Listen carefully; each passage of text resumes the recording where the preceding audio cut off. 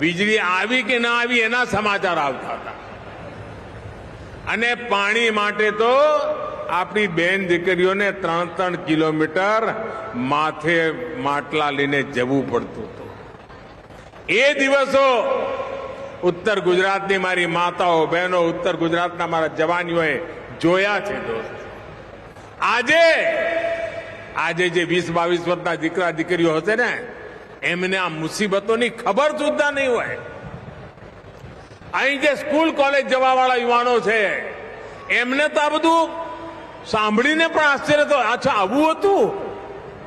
સાથીઓ, આપણી કેવી દશામાં જીવતા હતા એ તો તમારા વડીલો તમે વાત કરો તો કહેશે.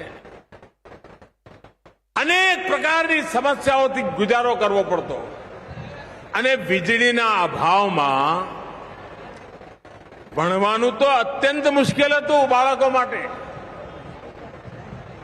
ઘરમાં ટીવી કે પંખો તો એ દાડામાં જમાના જ નહોતા આપણે ત્યાં. સિંચાઈની વાત હોય, પઢાઈની વાત હોય કે દવાઈની વાત હોય, બધામાં મુસીબતનો અંબાર. અને એની સૌથી મોટો દુષ્પ્રભાવ આપણી દીકરીઓના શિક્ષણ પર પડતો. આપણા મહેસાણા જિલ્લાના લોકો સ્વભાવે કુદરતી ગણિત અને વિજ્ઞાનમાં એકો. તમે અમેરિકામાં જાઓ, બધા ઉત્તર ગુજરાતનો ચમકારો ત્યાં ગણિત વિજ્ઞાનના ક્ષેત્રોમાં જ દેખાય. આખા કચ્છમાં જાઓ તો મહેસાણા જિલ્લાના શિક્ષકો તમને દેખાય.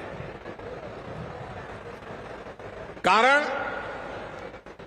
આપણી પાસે કુદરતી આ સામર્થ્ય હતું, પરંતુ સંજોગ એવા વીજળી પાણી અભાવમાં જીવવાનું, એના કારણે જે ઊંચાઈઓ પર જવાનું એ પેઢીને અવસર મળવો જોઈતો નહોતો મળ્યો. આજની પેઢીને તો હું કહેવા માંગુ છું, દમ તમારામાં જોઈએ, આસમાન જેટલા અવસર ઉભા છે દોસ્તો. એટલું જ નહીં સાથીઓ, અહીં આપણે ત્યાં કાયદો વ્યવસ્થાની સ્થિતિ કેવી હતી. ઘેરથી બહાર નીકળો ને, અહીંથી અમદાવાદ જવું હોય ને તો ફોન કરીને પૂછે કે અમદાવાદમાં શાંતિ છે ને, અમારે ખરીદી કરવા આવું છે, દીકરીના લગ્ન છે. આવા દિવસો હતા કે નહીં ભાઈ? આવું હતું કે નહીં? છાસ મારે ઉલ્લડો થતા હતા કે નહોતા થતા? અરે અહીં તો દશા એવી હતી કે છોકરું જન્મીને બોલતું થાય ને તો એને કાકા મામાના નામ ન આવડતા હોય, પણ એને પોલીસવાળાનું નામ ખબર હોય કે ઘરની બહાર જ ઉભો હોય. કર્ફ્યુ શબ્દ એને બચપણથી સાંભળ્યો તો. આજે 20-22 વર્ષનો ગુજરાતનો જવાનીઓ એને કર્ફ્યુ શબ્દ સાંભળ્યો નથી. આ કાયદો વ્યવસ્થાનું કામ આપણે ગુજરાતમાં કરી બતાવ્યું.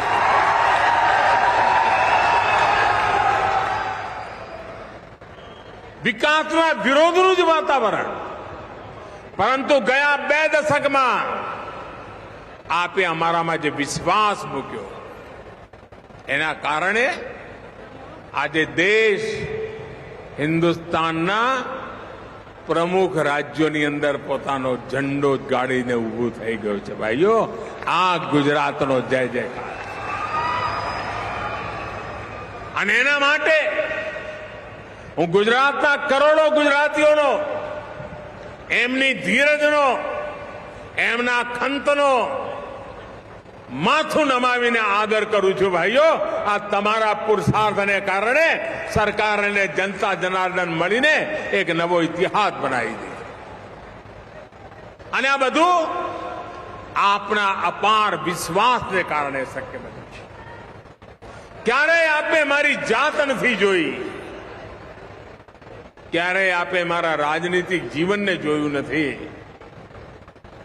આપે આંખ બંધ કરીને મને આશીર્વાદ આપ્યા છે, પૂરી મમતાથી પ્રેમથી આપ્યા છે. અને તમારો માપદંડ એક જ હતો કે મારા કામને તમે જોયું અને મારા કામને તમે મોહર મારતા રહ્યા છો. અને મને જ નહીં, મારા બધા સાથીઓને તમે આશીર્વાદ આપતા રહ્યા છો. અને જેમ તમારા આશીર્વાદ વધતા જાય છે, એમ મારી કામ કરવાની ઈચ્છા પણ વધતી જાય છે અને મારી કામ કરવાની તાકાત પણ વધતી જાય છે. સાથીઓ, કોઈ પણ પરિવર્તન એમ જ નથી આવતું. એના માટે દૂરગામી સોચ જોઈએ, વિચાર જોઈએ. મહેસાણાના તમે બધા લોકો સાક્ષી છો. આપણે પંચશક્તિના આધારે સમગ્ર ગુજરાતના વિકાસ માટેના 5 પિલર ઉભા કર્યા હતા. હું જયારે મુખ્યમંત્રી હતો ને બીજા રાજ્યોના જોડે વાત કરું ને, હું એમને કહું કે અમારું મોટું બજેટ પાણી માટે વાપરવું પડે છે. અમે પાણી વગર અત્યંત મુસીબતોમાં જીવીએ છીએ. 10 વર્ષમાં 7 વર્ષ દુકાળના દિવસો અમે કાઢીએ છીએ. અમારા બજેટનો આટલો બધો હિન્દુસ્તાનના બીજા રાજ્યોના મગજમાં તો બેસતો આટલું બધો ખર્ચો કરવો પડે છે, આટલી બધી મહેનત કરવી પડે છે. અને એટલા માટે જયારે આપણે પંચામૃત યોજના લઈને નીકળ્યા હતા, એમાં સૌથી મોટું ફોકસ કર્યું ગુજરાત માટે. જો પાણી નહીં હોય, જો ગુજરાત પાસે વીજળી નહીં હોય તો આ ગુજરાત ખેદાન મેદાન થઈ જશે. બીજી જરૂરત હતી, મારે આવનારી પેઢીની ચિંતા હતી, અને એના માટે શિક્ષણ અને વડીલો માટે સ્વાસ્થ્ય, તબિયત, એમની તંદુરસ્તી, એના માટે પૂરી તાકાત લગાવી. અને ત્રીજી વાત, ગુજરાત ભલે વેપારી તરીકે માલ લઈને આપે, પણ ગુજરાત ખેતીમાં જે પછાતપણું હતું, હિન્દુસ્તાનમાં છેલ્લા નંબરે હતા ખેતીમાં. ખેતી જો આગળ વધે તો મારું ગામડું સમૃદ્ધ થાય, અને મારું ગામડું સમૃદ્ધ થાય ને તો મારું ગુજરાત ક્યારે પાછું ન પડે. અને એટલા માટે આપણે ખેતી તરફ ધ્યાન આપીએ. અને જો ગુજરાતને તેજ ગતિથી વધારવું હોય ને તો ઉત્તમ પ્રકારના રસ્તા જોઈએ, ઉત્તમ પ્રકારની રેલ જોઈએ, ઉત્તમ પ્રકારના એરપોર્ટ જોઈએ, કનેક્ટિવિટી જોઈએ. અને તો જ વિકાસ માટેનો ફળ ચાખવા માટેના આપણા માટે અવસર ઉભા થાય. વિકાસ રોકાય નહીં, ઉત્તરોત્તર વધ્યા જ કરે. અને એના માટે આવશ્યક હતું આ બધું. એટલે ઉદ્યોગો આવે, પર્યટન આવે, વિકાસ થાય. અને આજે ગુજરાતમાં દેખાય છે. આપ જુઓ ને, સ્ટેચ્યુ ઓફ યુનિટી અમેરિકામાં સ્ટેચ્યુ ઓફ લિબર્ટી પર લોકો જાય છે, એના કરતા વધારે અમારા સરદાર સાહેબના ચરણોમાં વંદન કરવા લોકો આવે. આ મોઢેરા જોતામાં ટુરિઝમનું સેન્ટર બની જવાનું છે. દોસ્તો, તમે બસ તૈયારી કરો કે અહીંયા આવનારો કોઈ પણ ટુરિસ્ટ નિરાશ ન થઈને જાય, દુઃખી થઈને ન જાય. એ જો ગામ નક્કી કરે ને તો ટુરિસ્ટો અહીંયા ઢગલા આવવાના ચાલુ થઈ જશે. સાથીઓ, આ ગામે ગામ વીજળી પહોંચાડવાની અને 24 કલાક વીજળી આપવાની વાત મેં સૌથી પહેલા ઊંઝામાં ચાલુ કરી. ઊંઝામાં જ્યોતિગ્રામ યોજના બનાવી હતી. અમારા નારાયણ કાકા અહીંયા બેઠા છે, એમને ખબર છે, એ વખતે ધારાસભ્ય હતા. દરેક ગુજરાતી એનો ગવાહ છે કે આપણે નક્કી કર્યું કે મારે 24 કલાક ઘરમાં વીજળી આપવી છે, અને એવું અભિયાન ઉપાડ્યું. 1000 દિવસમાં કામ કરી બતાવ્યું. અને તમારી પાસે હું શીખ્યો હતો ને, એટલે દિલ્હી ગયો એટલે મેં જોયું 18,000 ગામ એવા હતા જ્યાં વીજળી નહોતી ગઈ. ત્યાં મેં કહ્યું મારે 1000 દિવસમાં કામ પૂરું કરવું છે. અને સાહેબ, તમને આનંદ થશે, આ તમારો ગુજરાતનો દીકરો, એને 18,000 ગામને વીજળીવાળા કરી દીધા. મને યાદ છે 2007માં પાણીના એક પ્રોજેક્ટના ઉદ્ઘાટન માટે, હું લોકાર્પણ માટે અહીંયા ડેડિયાસણ આવ્યો હતો. અને ત્યારે મેં કહ્યું હતું કે જે લોકો ગુજરાતમાં પાણીના જે પ્રયાસો છે એની કિંમત નથી માનતા, એનું મહત્વ નથી માનતા, એમને 15 વર્ષ પછી ખબર પડવા માંડી. જ્યારે ટીવી પર જોવા માંડ્યા ને તો એમને ખબર પડી કે આ પાણી માટે 15 વર્ષ સુધી જે તપ કર્યું છે ને, એ અમારા ગુજરાતને લીલુંછમ કરી રહ્યું છે. અને મારી માતાઓ બહેનોના ચહેરા ચમકી રહ્યા છે. આ પાણીની તાકાત છે. જો સુજલામ સુફલામ યોજના અને સુજલામ સુફલામ કેનાલ બનાવી. હું ગુજરાતના ખેડૂતોનો જેટલો આભાર માનું એટલો ઓછો છું કે સુજલામ સુફલામ કેનાલ માટે એક પણ કોર્ટ કચેરીના કાયદા કાનૂનને બંધન વગર લોકોએ મને જે જમીન જોઈતી હતી આપી અને જોતામાં સુજલામ સફલામ કેનાલ બની ગઈ અને જે પાણી દરિયામાં ઠલવાતું હતું એ આજે ઉત્તર ગુજરાતના ખેતરોની અંદર ઠલવાવા માંડ્યું અને મારું ઉત્તર ગુજરાત 3 પાક લેતું થયું દોસ્તો. 3 પાક લેતું. આજે પાણીથી જોડાયેલી યોજનાઓ એના ઉદ્ઘાટન શિલાન્યાસ એનો મને અવસર મળ્યો.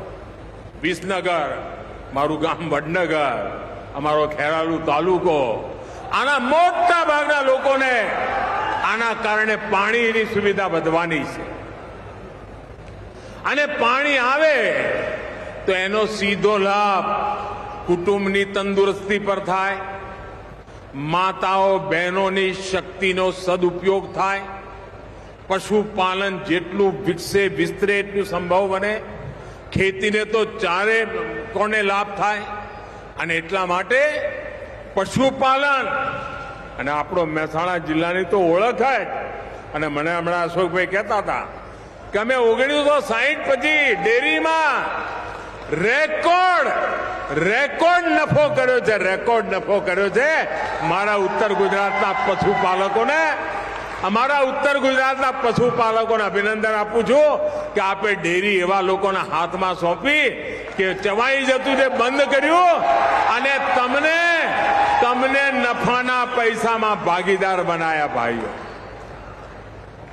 આપે તો એ દિવસો જોયેલા છે જ્યારે પાણી ના હોય, ચારો ના હોય, અકાળ હોય, આપણે ઘાસચારો હિન્દુસ્તાનના છેડેથી લાવવો પડતો હતો ટ્રેનો ભરીને. પાણી માટે પશુ વલખા મારતા હતા અને છાપાઓની અંદર પાના ભરીને છપાતું હતું. આજે બધામાંથી આપણે મુક્તિ થયા એટલે 20-22 વર્ષના છોકરાને ખબર નથી કે ભાઈ કેવી મુસીબતમાંથી ગુજરાતને આપણે બહાર કાઢ્યું છે અને હવે જબરદસ્ત મોટો કૂદકો મારવા માટે આગળ વધવાનું છે. આટલાથી સંતોષ નથી માનવાનો. મારે મન તો આ જે થયું છે એના કરતા અનેક ગણું કરવું છે. વીજળી પહોંચે, પાણી પહોંચે તો ઔદ્યોગિક વિકાસ થાય, કૃષિ ઉત્પાદનમાં વૃદ્ધિ થાય, દૂધ ઉત્પાદનમાં વૃદ્ધિ થાય અને હવે તો ફૂડ પાર્ક એનું પણ કામ વધી રહ્યું છે. એફપીઓ બની રહ્યા છે, એનું પણ કામ વધી રહ્યું છે. આપણું મહેસાણા દવા, પ્લાસ્ટિક, સિમેન્ટ, એન્જિનિયરિંગ આ બધા ઉદ્યોગો માટે એક મોટું ઉર્જા કેન્દ્ર બની રહ્યું છે કારણ ખપત વધી છે. આપણું Mandal Becharaji special investment region, એના બાદ તો ઓટોમોબાઈલ ઇન્ડસ્ટ્રી. જાપાન વાળા ગાડી અહીંયા બનાવે અને અહીંયા બનાવેલી ગાડી જાપાનમાં મંગાવે. બોલો સાહેબ, આનાથી મોટું શું હોય? જાપાનના લોકો અહીંયા આવે, અહીંયા આવીને પૈસા રોકે, અહીંયા ગાડી બનાવે. બુદ્ધિ પછીનો ગુજરાતના બાળકોનો. અને જાપાનને હવે ગાડી જોઈએ તો એ ગાડી જાપાન મંગાવે છે વાપરવા માટે. આજે 3 પ્લાન્ટ અને લાખો ગાડીઓ બની રહી છે. લાખો ગાડીઓ. સાયકલ બનાવવાના સાંસા હતા દોસ્તો, ગાડીઓ બની રહી છે. અને મારા શબ્દો લખી રાખજો દોસ્તો, મારા શબ્દો લખી રાખજો. જે ગુજરાતમાં સાયકલ નહોતી બનતી ત્યાં ગાડીઓ બની, મેટ્રોના કોચ બનવા માંડ્યા અને એ દિવસ દૂર નહીં હોય. આ ઉપર તમે વિમાન જુઓ છો ને, એ ગુજરાતની ધરતી પર બનશે.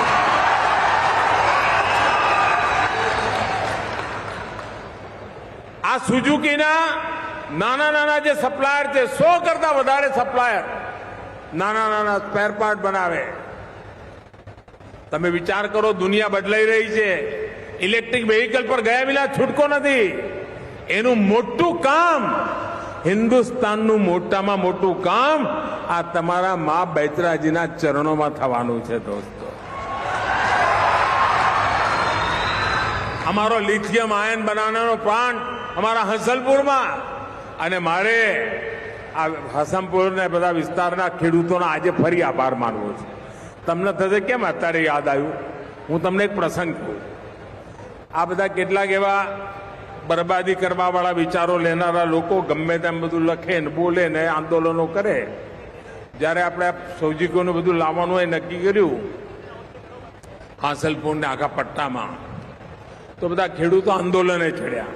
હવે આપણી અહીંયા જમીન એવી કે 12 મહિનામાં બાજરો પક્કામાં ફેંફે પડતી હતી, સૂકા ભટ્ટ પડ્યા હતા. તો બધા આંદોલન કર્યું તો બધા ગાંધીનગર આવ્યા. હું મુખ્યમંત્રી હતો. આવીને બહાર બધા જિંદાબાદ મુર્દાબાદ કરતા હતા અને મોદીના પૂતળા બાળવાનું બધું ચાલતું હતું. મેં કોઈ એમ નહીં, આપણે અંદર બોલાવો બધાને. મેં બધાને અંદર બોલાયા અને હું નીચે ગયો, બધાને મળ્યો. મેં કહ્યું તમારી ફરિયાદ સૂચકો ભાઈ. બસ કે અમારે આ નથી જોઈતું ને અમારે જમીન નથી આપી. મેં કહું સારું, ત્યારે તમારી ઈચ્છા, બીજે લઈ જઈશું. તો એમાં કાં 5-7 સમજદાર ઉભા થયા. એ કે ના સાહેબ એવું ના કરતા, એવું ના કરતા, તમે અમારે ત્યાં જ લાવો. અને એ જે ખેડૂતોએ સમજદાર બતાવી આંદોલનો બંધ કર્યા. અને તમે વિચાર કરો, આજે ઔદ્યોગિક ક્ષેત્રે આખા પટ્ટાનું નામ રોશન થઈ રહ્યું છે. છેક મહેસાણા સુધી આ વિકાસ થવાનો છે ભાઈઓ.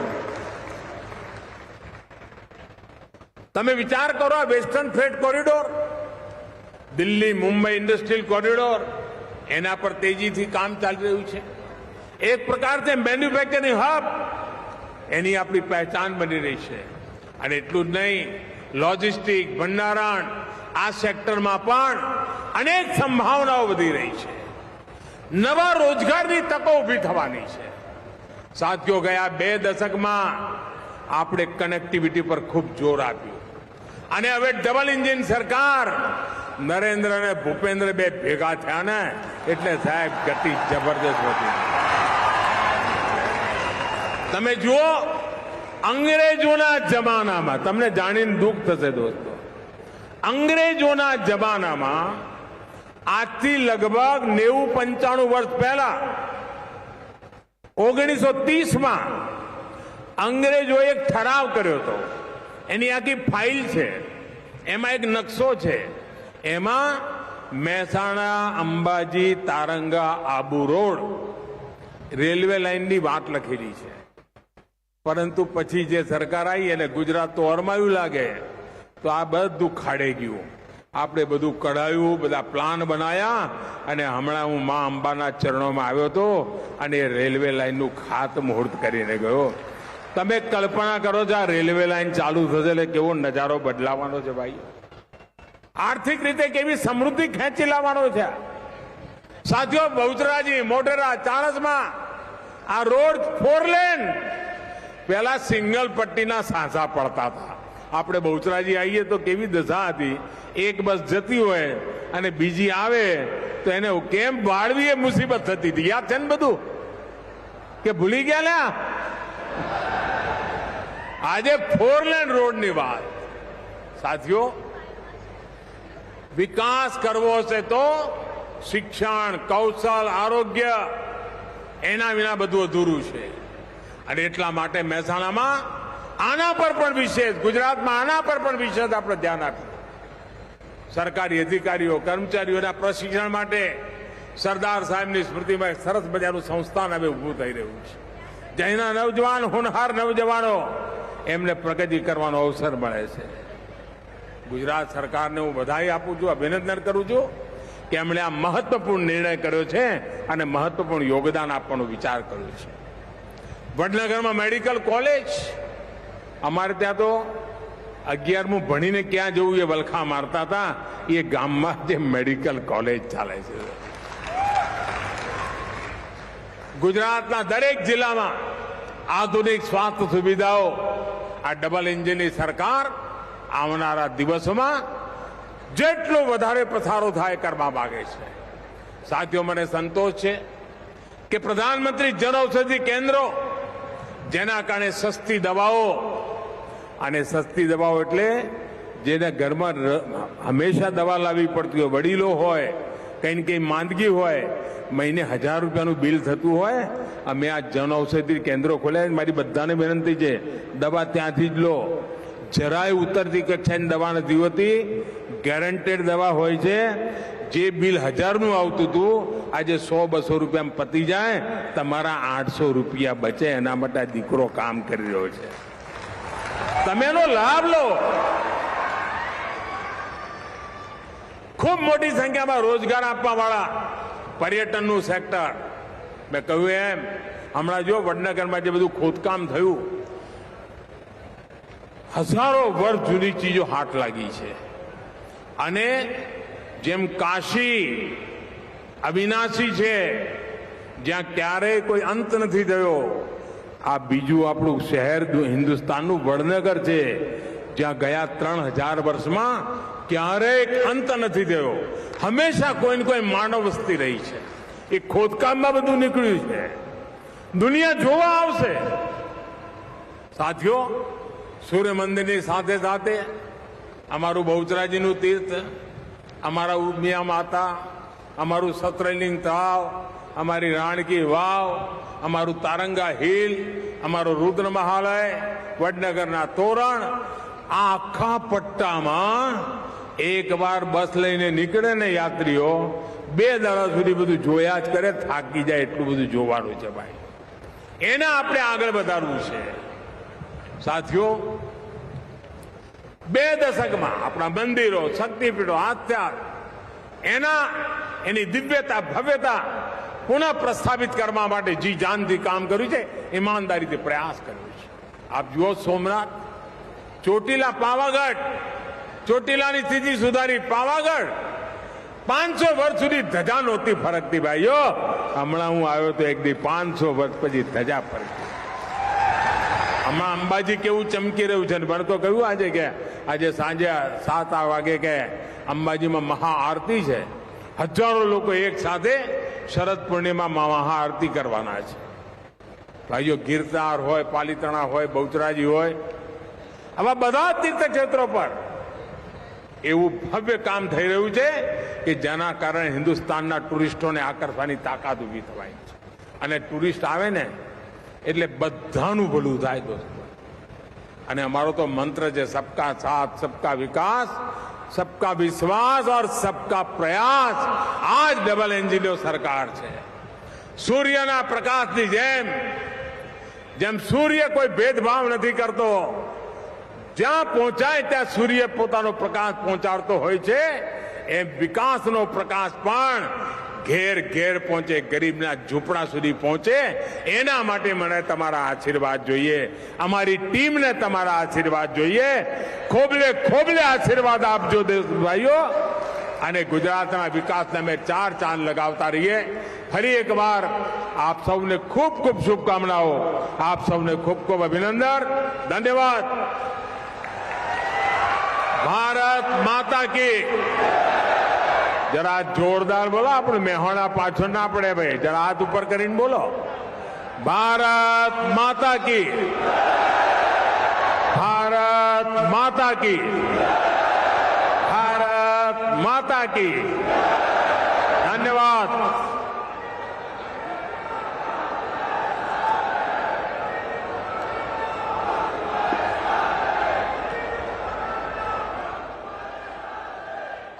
ખૂબ આભાર માનનીય પ્રધાનમંત્રી શ્રી આપનો આપના आत्मीयता सभर संबोधन માટે बहुत बहुत बहुत धन्यवाद करते हैं माननीय प्रधानमंत्री महोदय का।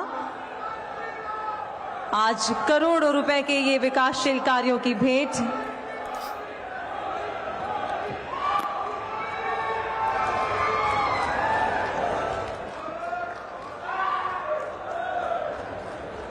मां भारती के जयकारे के साथ सब अभिवादन कर रहे हैं माननीय प्रधानमंत्री महोदय का और दिल से आभार प्रकट कर रहे हैं। सहृदय आभार व्यक्त करते हैं माननीय प्रधानमंत्री जी का।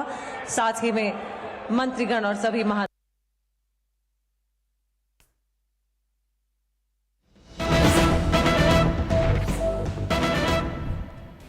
Hello and welcome. You're tuned into CNN News 18 and you're watching the news with me, Poonam Burde. Let's get you started on this edition with breaking news coming in from the national capital, where Rajendra Pal Gautam, a minister of the Aam Aadmi Party, has resigned. Remember, he was caught in a conversion controversy on Friday.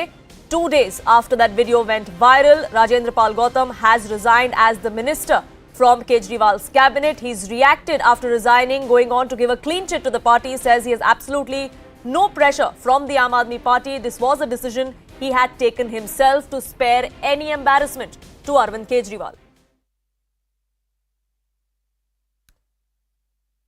Rajendra Pal Gautam, remember, was seen in that video that you see on your screens, which came to the fore on Friday, where a conversion rally was being held to convert people to Buddhism. Rajendra Pal Gautam, the minister in Delhi, was present at that particular rally, taking that pledge as you see on your screens. 2 days later, 2 days after, that video was tweeted out by the BJP and it went viral. Now the minister has stepped down and he's taken to Twitter to confirm that. Akash, my colleague, now joins us for more on this. Akash, a 2-page letter was tweeted out by the minister there where he goes on to talk of how he does not want to pile on any embarrassment to the Aam Aadmi Party or to Arvind Kejriwal. Exactly, Poonam, and there was a buzz that Arvind Kejriwal is not actually very happy with the kind of developments, and that's the reason why we have seen the kind of development now that Rajendra Pal Gautam has actually resigned from his ministerial post, and also, he's not he doesn't hold only one post. He has several portfolios with him as of now, but he has resigned from his post, and this is coming after a lot of controversy over that particular event that happened in the national capital, where in fact Rajendra Pal Gautam was seen denouncing the Hindu religion and Hindu deities, and that was the reason why in fact BJP was claiming that Aam Aadmi Party is a anti-Hindu party, Hindu Virodi party. This is what they were calling, and now this is the big development that we are getting, that Rajendra Pal Gautam has actually resigned from his post, and also this is coming in the backdrop when Arvind Kejriwal and all the senior leaders of Aam Aadmi Party are, campaigning in Gujarat for Gujarat elections. And, it was, even experts were saying that this is going to somewhere, bring some sort of a loss to Aam Aadmi Party, because this has not gone well with many people. And now we are getting this development that Rajendra Pal Gautam has actually resigned from his post.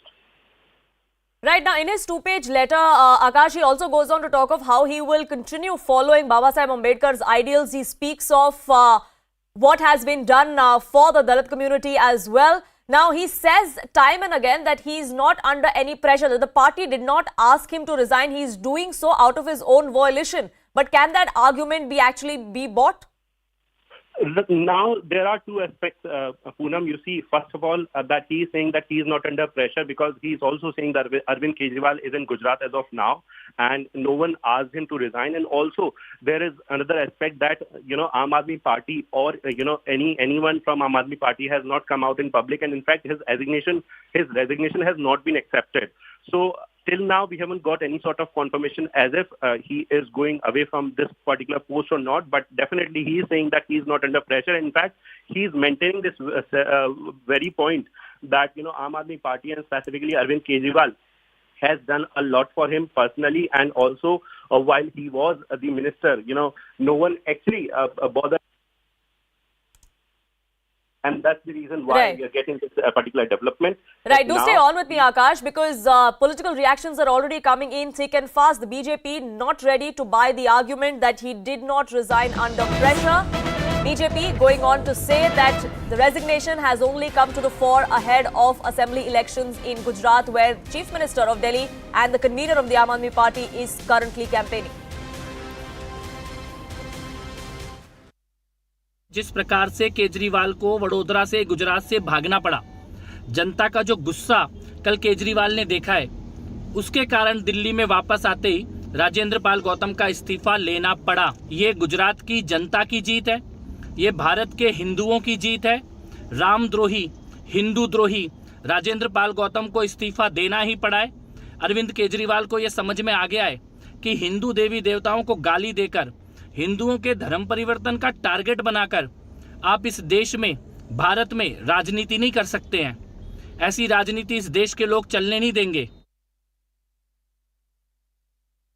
Akash continues to be with me, and Akash, Kapil Mishra is not the only BJP leader. Shehzad Poonawala, Amit Malviya too coming out and taking to Twitter, going on to say that this is nothing but damage control by the Aam Aadmi Party. Rajendra Pal Gautam, in fact, was directed by Arvind Kejriwal to resign after the embarrassment he faced in Gujarat.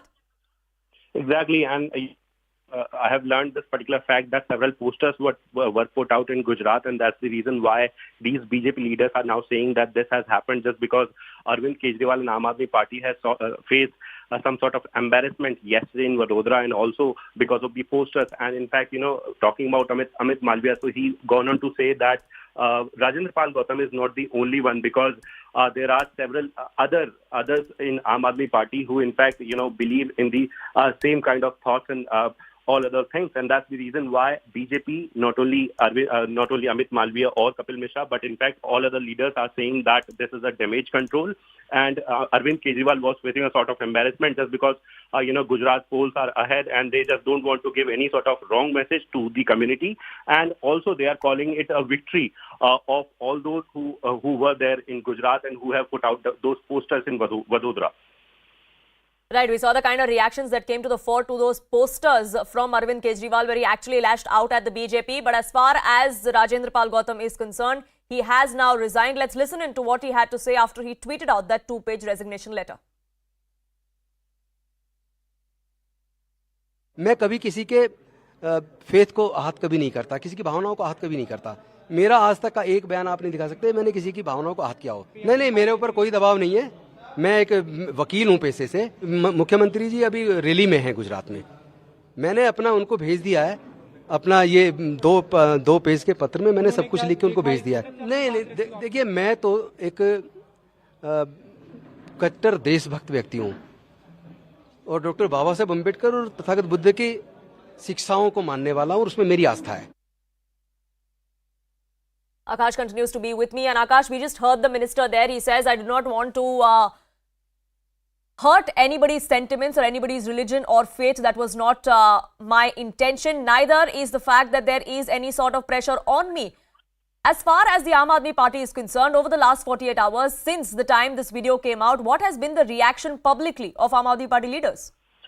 So exactly, Poonam, I was mentioning this a bit earlier, that there was a buzz that Arvind Kejriwal was not very happy with the kind of developments. In fact, Aam Aadmi Party, while talking about the public statement, so they were very much saying that Rajendra Pal Gautam was there in that particular event in his personal capacity and not as a representative of Aam Aadmi Party or Aam Aadmi Party government. Also, on the other hand, we saw that how Rajendra Pal Gautam came out in public and said that talking about these vows, so he is a follower of Ambedkar, and he was a part of that particular event in his personal capacity. But on the other hand, we saw that how leaders from BJP, Bharatiya Janata Party, were constantly saying that this is somewhere. This is a tactic where they are actually hurting the sentiments of Hindus, and in fact, we saw that how BJP president of Delhi, Adesh Gupta, even filed a complaint against Rajendra Pal Gautam and the organizers of that particular event. But this is something we call the biggest development that is coming after 2 days of this particular event, where the minister himself has resigned from this post, and now in fact there is a buzz that now who will be the next contender. Yes, we don't know as to if his resignation has been accepted or not, and in fact minister himself is saying that Arvind Kejriwal is not in Delhi as of now, he is in Gujarat. Right. Sorry to interrupt you there, I'll come back to you, but national spokesperson of the BJP, Shehzad Poonawalla, now with us on this broadcast. Thank you so much for speaking with us, Shehzad.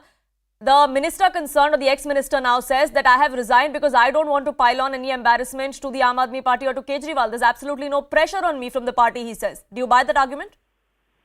No, this is only the resignation of the Modhera, but the kingpin who orchestrated this in view of the vote bank politics they wanted to play in Gujarat needs to tell us that why no action taken by the kingpin, meaning Kejriwal. Why hasn't he taken any action? If he's a true Krishna Bhakt, true Hanuman Bhakt, true Ram Bhakt, he should be taking this man out of the party. Secondly, there is a long series of offenders who are there in the party. There is a person who said Ram Mandir should be opposed. There is a person who has deliberately tweeted about the swastik chin of Hindus. There is somebody who even stood up in assembly and laughed on Kashmiri Hindus. What about the action on them? Today, this action is being taken cosmetically only because in Gujarat, they are already feeling the heat. People of Gujarat have started asking them difficult questions about this, and therefore just for cosmetic purposes they have taken this action. But in reality their vote bank ka dukan is still on, because all those Hindu haters still are part of the Aam Aadmi Party. And we've seen the kind of comments that Arvind Kejriwal has been making, Shehzad. He did so yesterday. He took to Twitter this morning, this afternoon, in fact, at a rally in Gujarat also. He says that I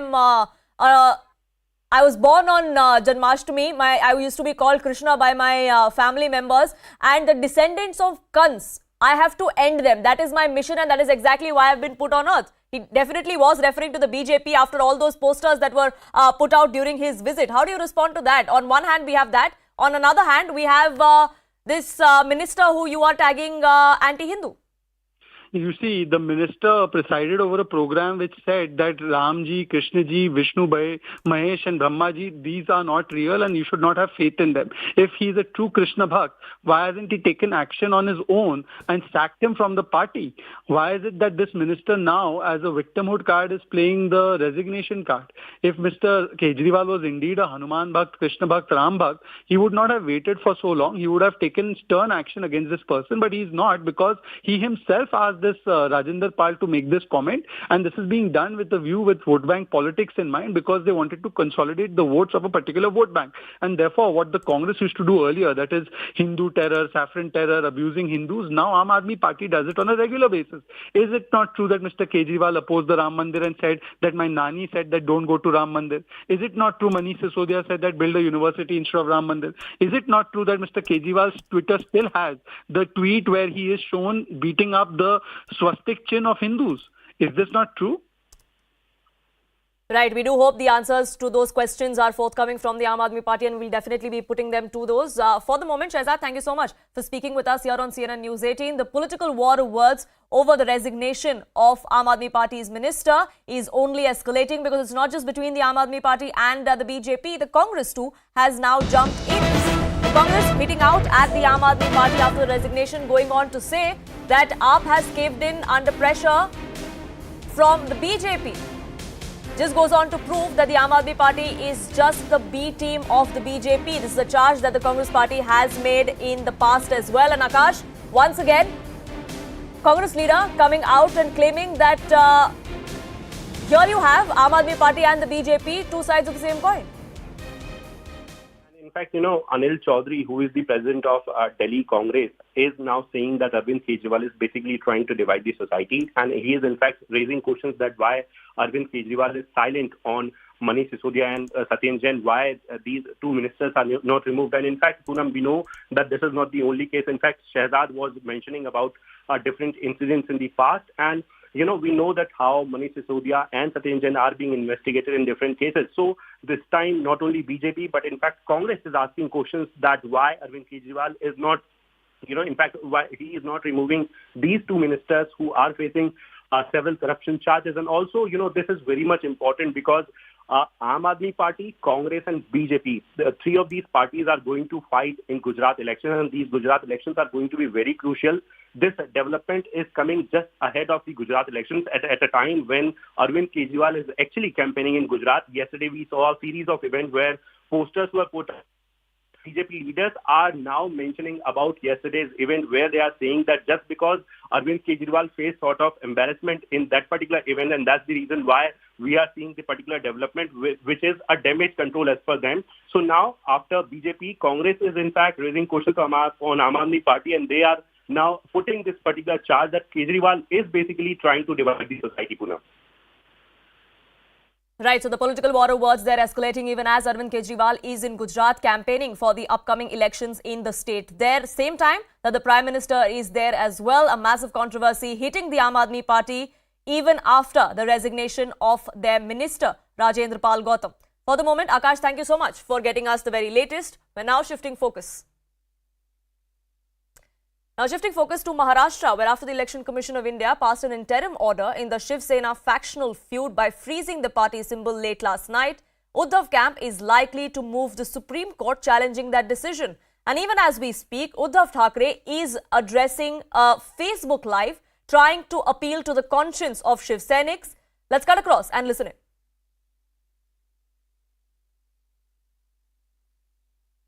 आजोबांनी दिलं जे नाव माझ्या वडिलांनी रुजवलं आणि तेच विचार घेऊन मी पुढे जात असताना तुम्ही त्याचा घात करतात. आज अनेक जणांचे मला फोन आले, अनेक जण मला सांगतायत अक्षरशः काही जण रडतायत. मी त्यांना सांगतोय की काही काळजी करू नका. ही संकट अशीच असतात. ही संकट येतात आणि जातात, पण या संकटामध्ये सुद्धा एक संधी दडलेली असते. ती संधी मी शोधतोय आणि त्या संधीचं सोनं करून मी दाखवणार आहे. मी पक्षप्रमुख झाल्यानंतर मी आठवण माझी सांगत होतो and I tell that to everybody who is listening to me today. ज्या वेळेला फोडला ती वेळ सकाळची 9-9:30 असेल आणि घरचे आम्ही सगळी लोक होतो. छत्रपती शिवाजी महाराज की जय बोलून तो नारळ वाढवला गेला आणि त्या नारळातून जे पाणी उडालं त्याचे तुषार माझ्या अंगावरती उडाले. एक क्षणभर जरा अचानक सगळं घडल्यामुळे अंग शहारलं होतं, पण मला कल्पना नव्हती, कारण मी तेव्हा 6 वर्षाचा होतो, की त्या नारळातून उडालेले पाण्याचे तुषार मला त्या पाण्याने एवढे चिंब भिजवून टाकतील याची मला कल्पना नव्हती. की म्हणता म्हणता मला पक्षप्रमुख पद स्वीकारावं लागलं. It's an experience I had when I was 6 years old, and then now I had to take the responsibility of the party chief, of the chief minister of the state as well. आज शिवसेनेच्या किंवा शिवसेना प्रेमींच्या अश्रूमध्ये मी भिजतोय आणि ते अश्रू केवळ दुःखाचे नाहीत, उद्वेगाचे आहेत, रागाचे आहेत, चिडीचे आहेत, की काय ह्यांना काय सारायचं नेमकं. Today I am in tears. मला वाटतं त्याने अजून कळलेलं नाही and it's out of anger, out of frustration. I wonder what these people want. की भारतीय जनता पक्ष कसा करून घेतोय. याचंच उदाहरण म्हणून तुम्हाला सांगतोय. पट्टे तर बघा, अनेकदा टीव्ही आपण सुरू केल्यानंतर जाहिराती बघतो. अनेक वेगवेगळ्या गोष्टींच्या जाहिराती असतात. पंख्याच्या असतात, गाडीच्या असतात, सरबताच्या असतात. मी एक जाहिरात बघितली, आपणही सुद्धा बघितली असेल. अमिताभजी एका सरबताची जाहिरात करतायत आणि त्या सरबताची जाहिरात केल्यानंतर आपण ते सरबत किंवा ती सरबताची बाटली विकत घेतो. मग त्या सरबताची जी बाटली असेल त्याची किंमत देऊन चांगल्या मोठ्या दुकानातून तो विकत घेतो. बाटली घरी आणल्यानंतर ती जपून वापरतो, फ्रीजमध्ये ठेवतो. परंतु त्या बाटलीतलं सरबत संपल्यानंतर ती बाटली कचऱ्याच्या टोपलीत फेकून देतो. Uddhav Thackeray there appealing to the conscience of Shiv Saiниks even as the factional war between him and Eknath Shinde continues there. We'll of course keep a track of all that and everything else that comes to the fore from Maharashtra. But for now, a quick break here on this edition. Not before we send you out a reminder. These are the nominees for Indian of the Year Climate Warriors category. You can watch the grand finale live here on the 12th of October on Wednesday from 6 p.m. onwards.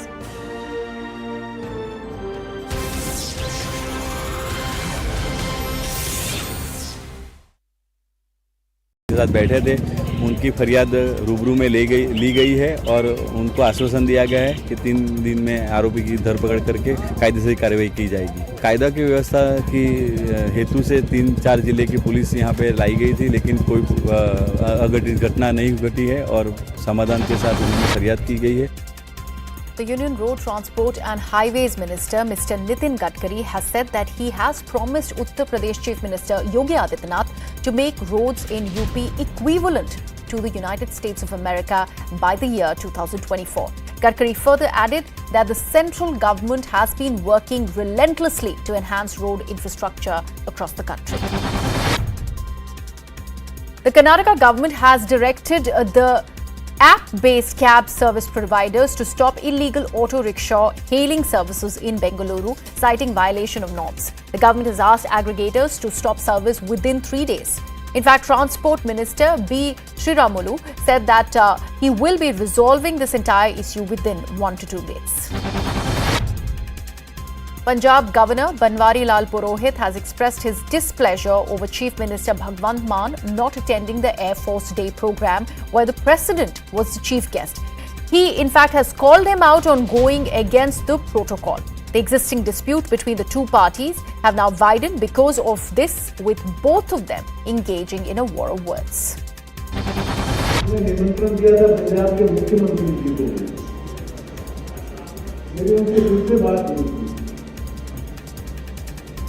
उन्होंने स्वीकार भी किया था तो कुछ compulsion लाया कितना भी काम कॉन्स्टिट्यूशनल रेस्पॉन्सिबिलिटी का The Aam Aadmi Party has backed their member and the Punjab Chief Minister Bhagwant Mann after being attacked by the Punjab Governor for not being available to attend the Air Force Day celebrations. They expressed how unfortunate It is for the governor to make this political and this political kind of statement, as the chief minister had his trip pre-scheduled. In fact, they also hope that the governor doesn't make such statements in the future. हम सबको आज ये सुन के governor साहब की तरफ से दुख हुआ कि जो उन्होंने आज एक बड़े अच्छे फंक्शन पे भी उन्होंने पॉलिटिकल चुटकी जो लेने की कोशिश की। माननीय भगवंत मान जी का पहले से प्रोग्राम बना हुआ था और ये जो इनविटेशन था, आज का फंक्शन था जो, वो एयरफोर्स की तरफ से था। The railways changed the name of the Tipu Express to Modhera Express. AIMIM chief Asaduddin Owaisi has attacked the central government by tweeting that Tipu Sultan irks BJP because he waged 3 wars against the British masters. He further added that another train could have been named after the warriors. In fact, BJP will never be able to erase Tipu's legacy, as he had scared the British while he was alive, and he scares the British slaves even now. Those are the comments by Asaduddin Owaisi. Let's now take a look at some of the top stories doing the rounds both nationally and internationally. The Election Commission of India has directed the Eknath Shinde and Uddhav Thackeray camps of the Shiv Sena to not use the Shiv Sena name or the party symbol, bow and arrow, anymore. Both the parties have been asked to submit their party's new symbols by the 10th of October ahead of next month's by-elections. Meanwhile, Eknath Shinde group has accused Uddhav Thackeray of making false affidavits. Police have even seized 4,862 fake affidavits. FIR has also been filed in this regard by the Mumbai police. The Uddhav camp is now likely to move the Supreme Court against the decision of the Election Commission to freeze the party's bow and arrow symbol. Remember, both parties have been asked to submit their party's new symbols by the 10th of October ahead of next month's by-election. The BJP is lashed out at the Uddhav camp after Election Commission froze the Shiv Sena symbol, and they have accused the Uddhav Thackeray faction of having lost Hindutva and the party and now the symbol. सुना है बारामती में पटाखे फोड़े जा रहे हैं, दिवाली मनाई जा रही है, और इसे ही कहते हैं दोस्ती का नाटक करते हुए पीठ में खोपा गया खंजीर, या उद्धव जी की भाषा में गद्दारी। उद्धव ठाकरे जी की शिवसेना ने सब खो दिया। पहले हिंदुत्व, फिर सरकार, उसके बाद में सिंबल, अब नाम भी गया। और सबसे महत्व की बात कि महाराष्ट्र की जनता का विश्वास भी उद्धव ठाकरे की शिवसेना ने खो दिया। The Union Finance Minister Nirmala Sitharaman slammed Telangana Chief Minister K. Chandrasekhar Rao after he renamed his party from the Telangana Rashtra Samiti to the Bharat Rashtra Samiti. Now, she alleged that KCR changed the name of his party due to his belief in occult practices. She further added that KCR stopped going to the Secretariat or inducting women for many years in his cabinet based on the advice given by his tantric. Now, Telangana Education Minister Sabita Reddy has hit back at the Finance Minister, saying that there have been 2 women ministers in the KCR cabinet for the last 3 years. KCR Minister further added that it's embarrassing on part of the Finance Minister that she is not informed on this very basic information. Telangana BJP President Bandi Sanjay Kumar joined on to hit out at the KCR and his party after Nirmala Sitharaman's comment. He added that KCR has been performing tantric puja since many years now, and it was the tantric who instructed him to change the name of his party to prevent losing the elections. Prime Minister Narendra Modi will be declaring Gujarat's Modhera village as India's first solar power village. It would be a major step towards promoting clear energy, and the total cost of this project is about 80.66 crore rupees. Over 1,000 solar panels have been installed on the houses to provide solar electricity at zero cost. Congress leader Rahul Gandhi has resumed his Bharat Jodo Yatra from Tumkur district in Karnataka. He had previously been joined by his mother and Congress leader Sonia Gandhi in Karnataka as a mark of protest against the BJP. Delhi Chief Minister Arvind Kejriwal has hit out at the Bharatiya Janata Party while addressing a rally in Gujarat. Kejriwal said that he was born on Janmashtami and he is destined to finish off the descendants of Kans in order to rid the people of corruption and also hooliganism. Hanuman ji का कट्टर भक्त हूं। हनुमान जी की असीम कृपा है मेरे ऊपर। ये सब लोग कंस की औलाद हैं, भगवान का अपमान करते हैं, भक्तों का अपमान करते हैं, गुंडागर्दी करते हैं। मुझे भगवान ने एक स्पेशल काम दे के भेजा है, ये इन कंस की औलादों का नाश करने के लिए। Protesters set ablaze a shop and vandalized the fire tender which reached the spot in Gujarat's Fairgram to protest in support of Congress MLA and tribal leader Anand Patel. In fact, protests followed after Anand Patel was allegedly attacked by some unknown individuals in the Navsari district in Gujarat.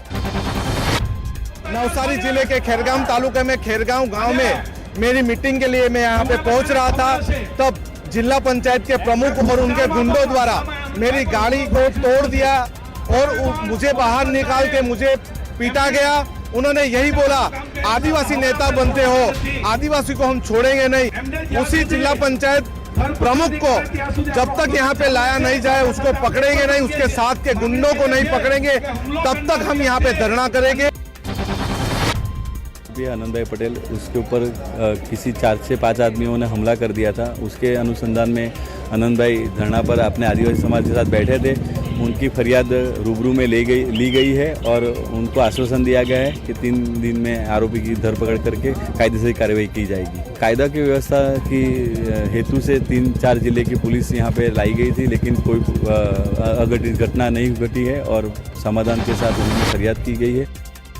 The Union Road Transport and Highways Minister Mr. Nitin Gadkari has said that he has promised Uttar Pradesh Chief Minister Yogi Adityanath to make roads in UP equivalent to the United States of America by the year 2024.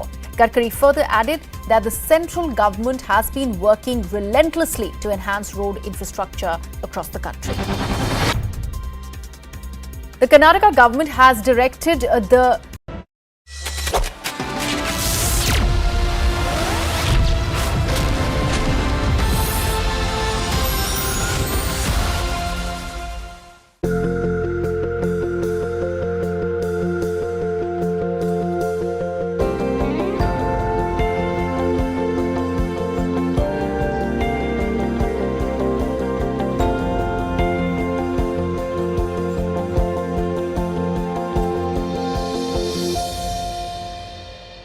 Hello and welcome to Bits to Billions, the unicorn story. We are in conversation with Mayank Kumar, the co-founder and managing director of Upgrad, which is targeted mostly at working professionals. It helps them upskill and get a leg up.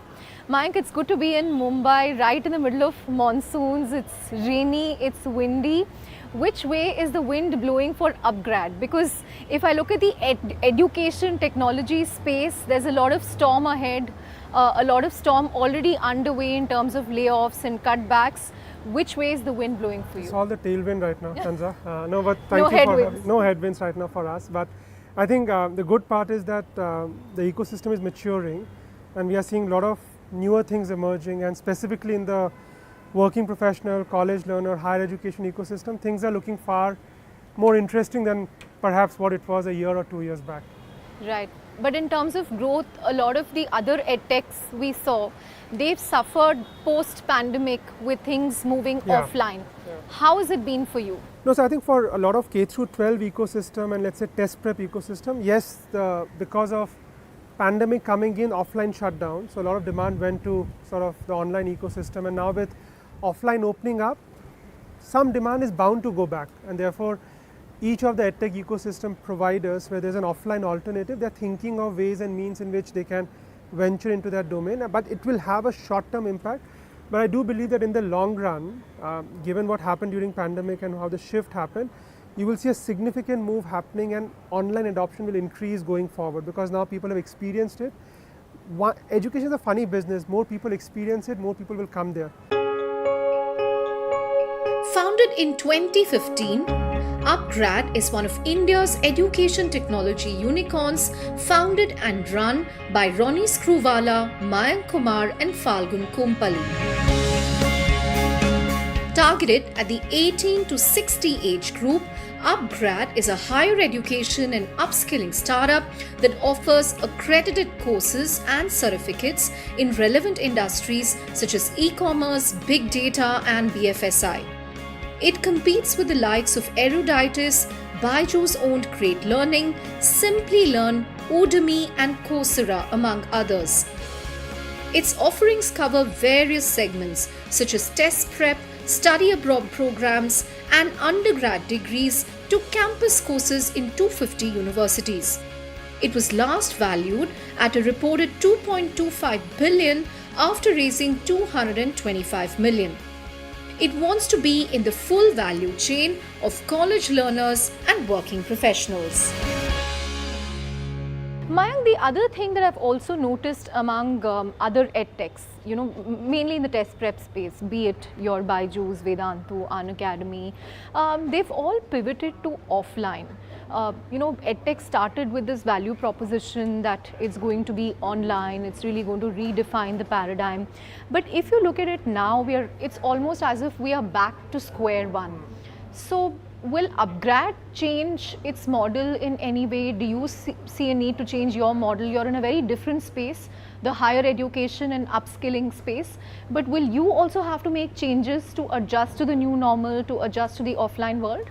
So I think there's difference in the models that some of the other edtech providers are playing in, because at least in their segment there's an offline alternative, and therefore for them to capture the demand they do need to have a presence in offline, because there is a customer preference for offline, they need to be there. There's a customer preference for online, they need to be there. So I guess for those sectors, specifically K through 12, test prep, tuitions and sort of tutoring centers, I do see a need for a lot of edtech companies to go towards offline, because there's a market sitting there where they can leverage technology and improve the efficacy, etc. That's something that they will definitely work on. But when it comes to, let's say, working professional college learners, because there's not that much of an offline alternative, online is the only option for most individuals to study and learn. And therefore for us, while we will be present offline, but that will largely be for acquisitions, counseling, being closer to the customer, and not necessarily for teaching. Right. The other thing that I want to ask you, Mayank, is your value proposition is targeted at working professionals who want to upskill themselves in courses that are relevant to their particular industry. In fact, 75% of your business comes from there, and 25% are perhaps people who want to pursue online degrees. But now with the job market looking a little bleak, at least when it comes to startups. Yep. We've seen over 13,000 people being laid off. Do you still think people will invest in upskilling now, working professionals, or will they be more careful with the money they spend? Sure. Will they be more cautious? How is it going to affect the dynamic for you? So the interesting statistics that education is counter-cyclical to the economic sort of growth. So whenever the economy goes down, The higher demand education for higher picks up. education goes We have up. seen this in 2008, Yeah. 2009. We have seen this in 2014, 15, 16, around the time when that transition happened. So I do see that this is the time when a lot of these individuals will go back to the drawing board, invest in themselves and become more relevant. And we are seeing that. I mean, given whatever is happening, we are not seeing a drop in demand. We are seeing same number of people actually more enthusiastically looking for a better sort of upskilling opportunity. In fact, when I look at this ecosystem, I also believe that what's happening in startup is a very small portion of the working professional ecosystem. There's a much larger IT services, BFSI, FMCG, retail ecosystem where people are looking at ways and means in which they can get to more new age roles, or more sort of growth roles. How is it working out for you? Will you also have to optimize and rationalize and all these terms that companies are using to cut, to cut costs? Better terms for cutting costs. Yeah. No, there is, see, I would not deny that there is an environment where, yeah, funding is going to be difficult, funding is going to be tricky.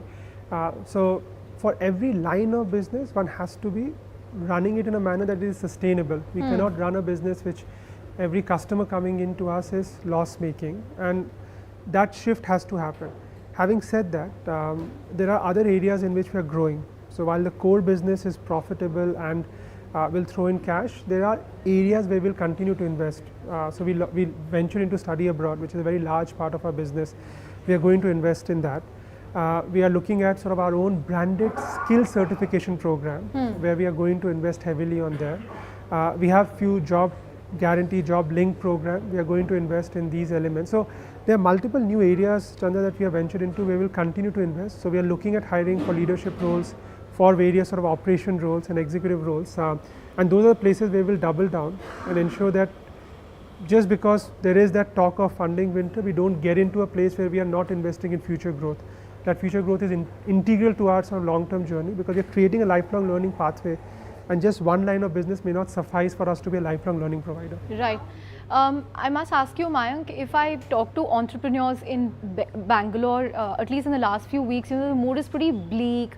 People are talking about how everything has kind of come to a standstill, and you know, what's the mood like among founders in Mumbai?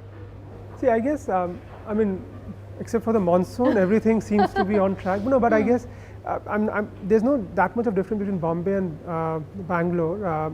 In Mumbai also, folks are now looking at making and ensuring that they are not going beyond the means at which they need to operate in. So there will be that, you will definitely see a far more scrutiny in how people are hiring, far more scrutiny in what kind of resources that you are investing in. A lot of adjacent experiments that companies were doing will start slowing down. That will not happen. That may not happen, but if you are very clear about your strategy, then you don't think twice whether this is an experiment which is adjacent, but this is part of your strategy. So I guess those are the ways in which you will see difference, but I don't see that significant difference in Bombay and Bangalore, because money has no color and money has no destination preference. But we definitely see things getting more saner and more rational in the approach right now. What will also help Upgrad weather the current turbulence in EdTech is the experience and wisdom of its co-founder and chairperson, Ronnie Screwwala, one of India's most seasoned entrepreneurs. Screwwala built a media and entertainment conglomerate UTV that he later sold to Disney. He started Upgrad at the age of 58 with Mayank and Falgun. He's also an investor, having made investments through Unilaser Ventures. Mayank, what's it like working with Ronnie Screwwala? No, it is, I mean, you should ask him yourself on that question. Yes. But I want to ask you, what's it like working with him? No, look, I think Ronnie, has his reputation of being a hard taskmaster, a tough person to work with. Where did that reputation come from? And I would not say hard taskmaster, but I guess a few things that definitely sort of you get to learn a lot is that no matter whatever thing it is, whether it is this table, this light, or work, or revenue, or numbers, he's just overly particular about everything. And I don't know how he gets that energy, how he gets that work, but for everything, he wants to be extra sort of thought through and thinking it through, and that's something that I'm trying to pick up, but it's very difficult to pick up that trait, because he has had that experience of doing it for so many years. So when you say he's exacting, he knows every part of the business. Every part of the business, more than perhaps the business owners also. More than what I should be knowing. That also is true. But Ronnie, are all entrepreneurs inherently micromanagers? I mean, I wouldn't call it micromanagement, but you have to kind of have that attention to detail. I think there's a misnomer that attention to detail is micromanagement. I think that you need to know a lot more. I'm not somebody who, if somebody asks 5 questions, I'll say, okay, let me open my laptop, let me figure this out. So if you're on top of it, your thinking gets a little cleaner and gets a little sharper. I don't think that should be looked at as micromanagement. Everyone at various levels of leadership should be on top of their game, top of their business, top of the details. And if you are, you can scan in your mind and come to better decision-making process. So to me, it's not micromanaging. It helps me clean up and take harder, faster decisions. And how have you changed as an entrepreneur compared to the UTV days to Upgrad? In many ways, actually, it's a lot more collaborative process. You know, when you're starting up something from the ground up on your own, you're an absolute first-generation entrepreneur that has never been able to raise money or debt.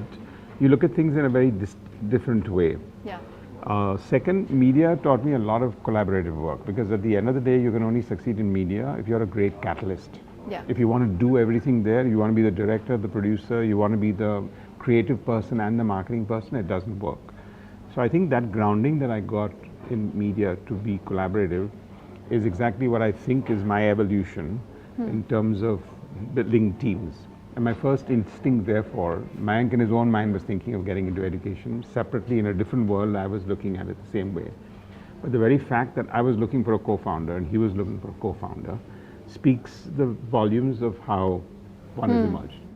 Ronnie, last year, EdTech was the poster boy of the Indian startup ecosystem. Created by the media themselves, but yes. Don't lay this at media's door. This year, it's kind of become the bad boy of India's startup ecosystem. Created by the media itself. No, the data speaks for itself. I mean, more than half of the layoffs that are happening today are happening at EdTechs. So, you know, employees are asking a lot of tough questions. Customers are asking these questions that, you know, if these EdTechs had money to pay to Shah Rukh Khan and Amir Khan, Amitabh Bachchan is your brand ambassador, why were they not prepared to pay employees? You know, they hire in one shot, fire at the first sign of trouble. Yeah. Why are we not building businesses that can weather even 3 months of a funding winter, or, you know, even 6 months of a funding winter? Yeah. So I think very legitimate questions. Firstly, you can't judge business and sectors just on their capacity to raise funds and not. So, and this winter, I don't identify with that, because there are 4 seasons in life and they come and they go. That's the idea. They come and they go, and there's an evolution. There is a reason why winter leads to the next season, okay? And it actually trains people in a very different way. You want that change of scenario. You learn a lot of lessons. I think winter is a lovely time to learn a lot of lessons. It separates the men from the boys and the girls from the women. It builds long-term businesses that outlast. And I think those are some of the positive points of that. Coming specifically to EdTech, yes, when you're immature or naive and you get funded heavily, and then those same people sitting on your board say, you know, where's the next level of growth? Why don't we diversify?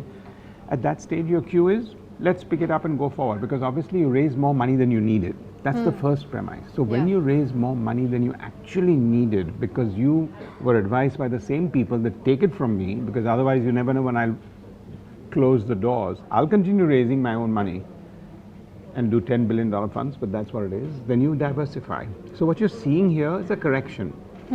2 corrections. 1, the correction that COVID brought about in the K-12 sector. Yeah. And 2 is diversification because of more money with some of the companies, more than they needed.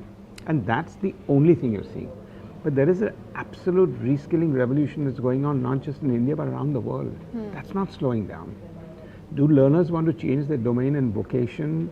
Do more people realize that as a working professional now, I can actually carry on learning? Otherwise, you normally thought when you flung your graduation, you were done with learning. Yes, that is here to stay.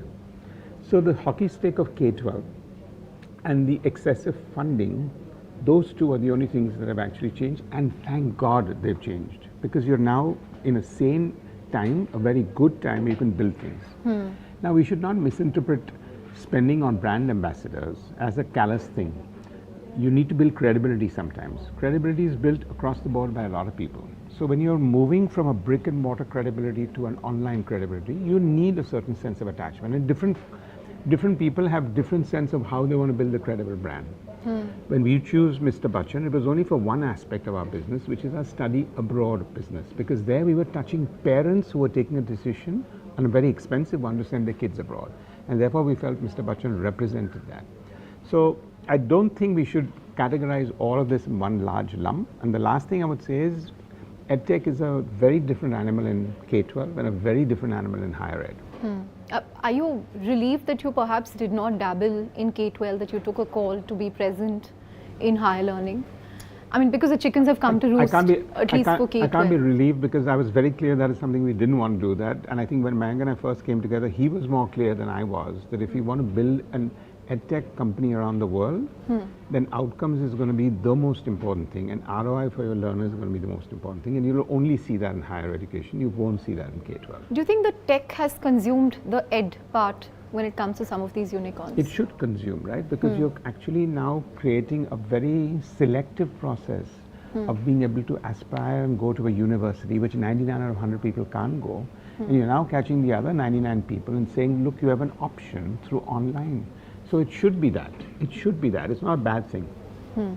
Ronnie, you've been a serial entrepreneur who's successfully built up multiple brands and then found a strategic buyer for them, whether it's Hungama.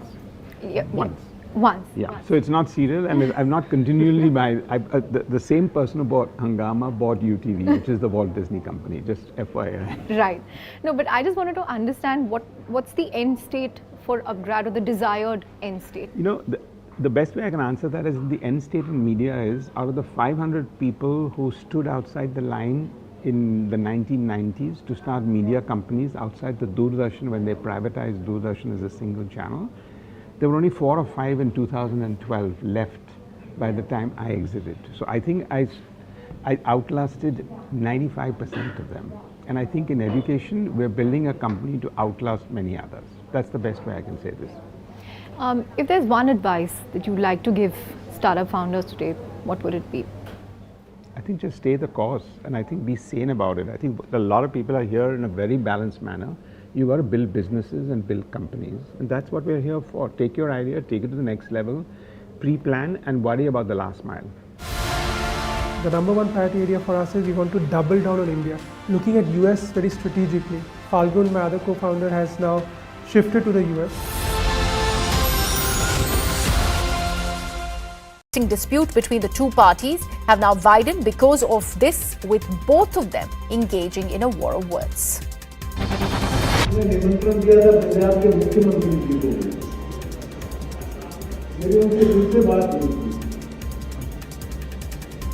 उन्होंने स्वीकार भी किया था, सब कुछ उनको compulsion लगाया, कितना भी काम कॉन्स्टिट्यूशनल रेस्पॉन्सिबिलिटी का है।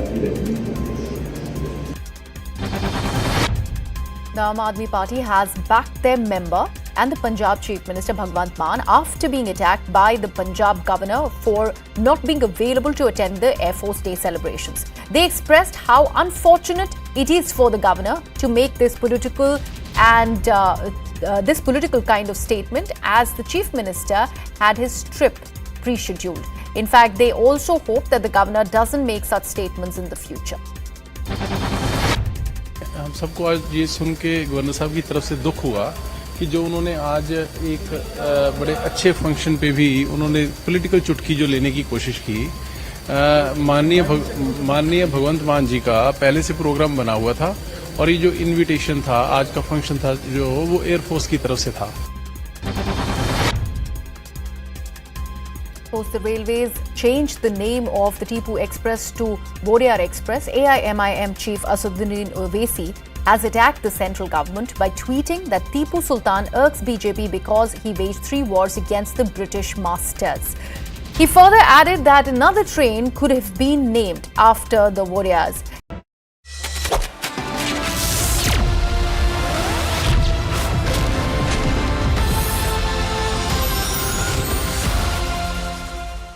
Mank, we were talking about sustainable business models with Ronnie.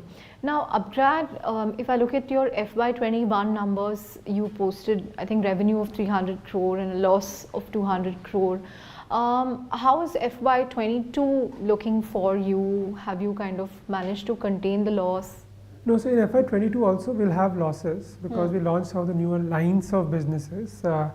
But the core line of business is sort of turning profitable, and it is at a profitable level. But the other lines of business we are continuing to invest in. So whether it is study abroad, whether it is a company that we recently acquired. So I think those businesses will continue to be in the funding mode.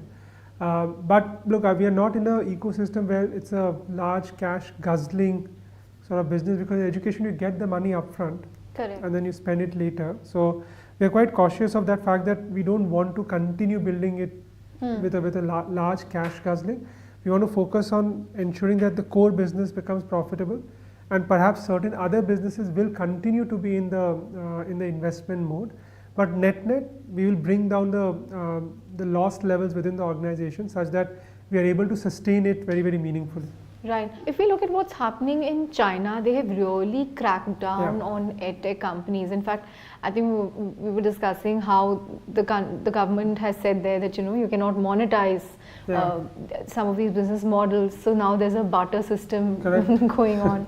Are you worried that this could happen in India? Because if you look at what the government said recently, they've almost sent a warning to edtechs that you can't run these business models. You have to take customer concerns into account. So how do you see this evolving? So two ways I will answer. I think what happened in China was more political than regulatory. And given the fact that the ecosystem is still struggling with one-child policy moving to two-children policy, and the cost of all these healthcare, education, real estate, everything got cracked down in that process. I think that's not the situation in India. But having said that, all the edtech companies are very aware that there is a customer. See, education is not like ordering food on a platform or ordering a cab on a platform, because in those situations, if you order a dahi chawal and you got idli dosa, you will be upset, but you will forget about it. If you ordered a cab, instead of coming in 5 minutes, it came in 15 minutes, you will crib about it, but you will forget about it. In education, unfortunately, if you do something wrong, the person will crib about it and they don't forget about it. And therefore, education comes with its own sets of, I say with great power comes great responsibility. If you do everything right, the person will also remember you for the rest of the life, because you change the person's journey. So from that angle, all the edtech companies are very clear about the fact that we cannot let consumer grievances not addressed. Finally, Mayank, what will the next 5 years of Upgrad look like? The first 5 years was about expanding your presence across segments, be it upskilling, higher education. You also spoke about a university, test prep for government services, and so on. And you've also expanded to international markets. So you're already there in US, Middle East, and Southeast Asia. What will the next 5 years of Upgrad look like? Sure. So I'll just maybe lay out what Upgrad is today and how Upgrad has evolved. So while we started with working professional, if you look at today as a lifelong learning puzzle, if you're an 18-year-old, if you want an online degree, your first degree, you can come to Upgrad and we can provide you the right degree. If you're currently studying in universities and colleges, and if you're looking for upskilling programs, we have programs available for you. If you graduate and you want to go abroad, we have a study abroad vertical. Once you have graduated, if you want a private job, we have some job guarantee programs. If you want government job, we have a government test prep. And once you're working, you want certificate, diploma, degrees, whether it is from universities or our own branded program, Upgrad is there. And as enterprise solutions also, we go to companies and offer our program solutions. So what we want to do, Chandra, is that we want to own the lifelong learning play. And our objective is that every year when you start the annual planning, you put across this amount of money for vacation, this much for insurance, this much for healthcare, this much for wellness. But there's no line for an individual today on education. We want to be that line, and we want to own that line that, look, if everybody should commit a certain amount to invest in themselves, to make themselves more skilled and more upskilled. And that's the thematic that we are working towards, but that's at a macro level. But coming to very specific, there are 3 priority areas for us at this point of time. The number 1 priority area for us is we want to double down on India. India is a core market, and that market we want to double down. We do see there's a larger opportunity. It may not happen just with one model, so it may require a multitude of models for us to go deep in the Indian market. The second approach for us is looking at US very strategically. Falgun, my other co-founder, has now shifted to the US. We had to push him to go to the US and settle down there. So he's working on some interesting, innovative stuff in higher education, working with universities, launching their programs globally, internationally, and in the US. So in the US, we will focus on identifying various approaches in which we can establish a meaningful presence. And that one area where Falgun will be dedicatedly working on. And the third one for us is outside the US, we do see opportunities where we can leverage the model that we have created in India and launch there. Whether we do it via M&As, whether we do it via organic, both options we are keeping it open. But the goal is expand our presence internationally and establish a very strong lifelong learning play where learners can come back to us, and I should be able to tell if Chandra came to study with me for one program, I know that 5 years later she will have another need and she will again come back to me, because I have the right sort of understanding of what her needs are, how her learning environment is, and can provide the right sort of solution for her to move up in her career. Right. On that note, thank you very much for talking to us on Bits to Bit. Thanks, Chandra.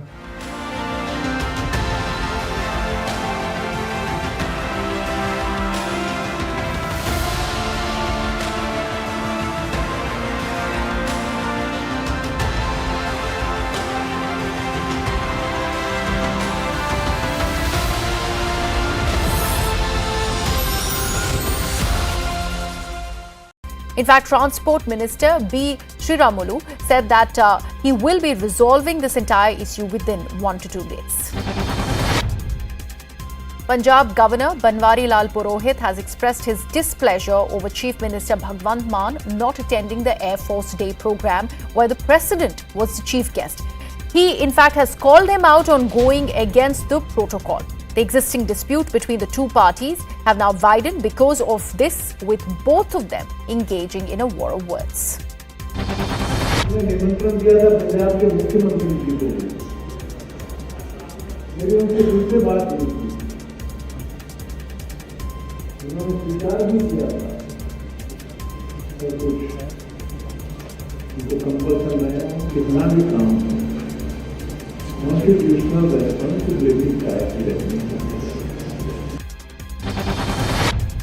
The Aam Aadmi Party has backed their member and the Punjab Chief Minister Bhagwant Mann after being attacked by the Punjab Governor for not being available to attend the Air Force Day celebrations. They expressed how unfortunate it is for the Governor to make this political and this political kind of statement, as the Chief Minister had his trip pre-scheduled. In fact, they also hope that the Governor doesn't make such statements in the future. हम सबको आज ये सुन के governor साहब की तरफ से दुख हुआ कि जो उन्होंने आज एक बड़े अच्छे फंक्शन पे भी उन्होंने पॉलिटिकल चुटकी जो लेने की कोशिश की।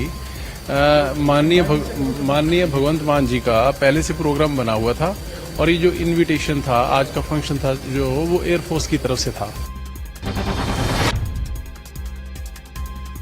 The Railways changed the name of the Tipu Express to Modhera Express. AIMIM Chief Asaduddin Owaisi has attacked the central government by tweeting that Tipu Sultan irks BJP because he waged 3 wars against the British masters.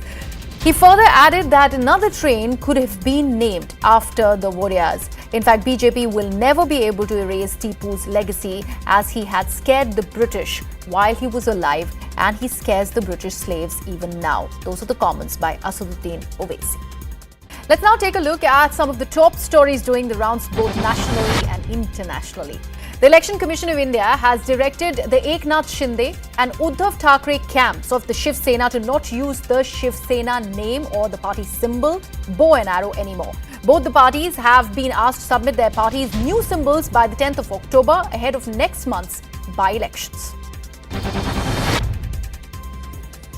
Meanwhile, Eknath Shinde group has accused Uddhav Thackeray of making false affidavits. Police have even seized 4,862 fake affidavits. FIR has also been filed in this regard by the Mumbai police.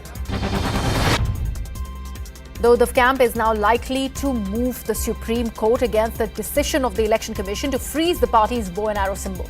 Remember, both parties have been asked to submit their party's new symbols by the 10th of October ahead of next month's by-election.